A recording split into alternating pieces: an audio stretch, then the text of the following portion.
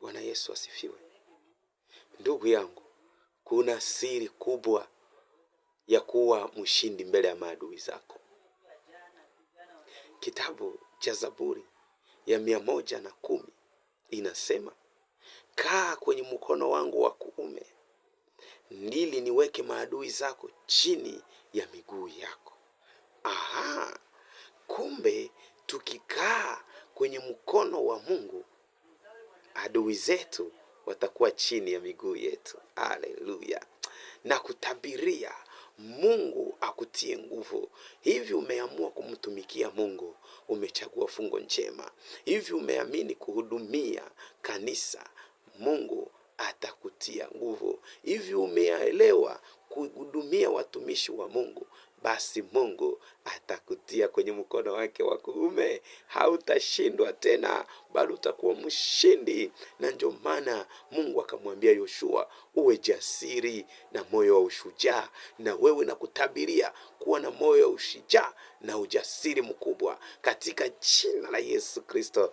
Uwe mshindi siku zote kwa maisha yako, kwa jina la Yesu Kristo. Amena.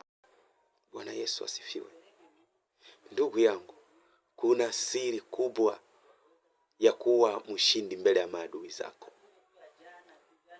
Kitabu cha Zaburi ya 110 inasema, kaa kwenye mkono wangu wa kuume, ili niweke maadui zako chini ya miguu yako.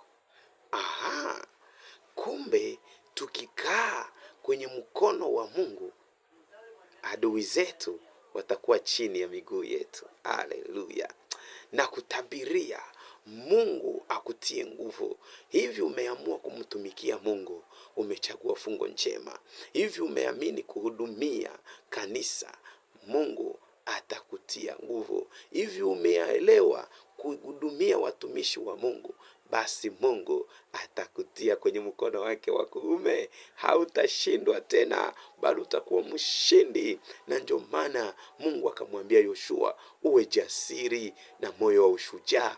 Na wewe nakutabiria kuwa na moyo wa ushujaa na ujasiri mkubwa katika jina la Yesu Kristo. Uwe mshindi siku zote kwa maisha yako, kwa jina la Yesu Kristo. Amena.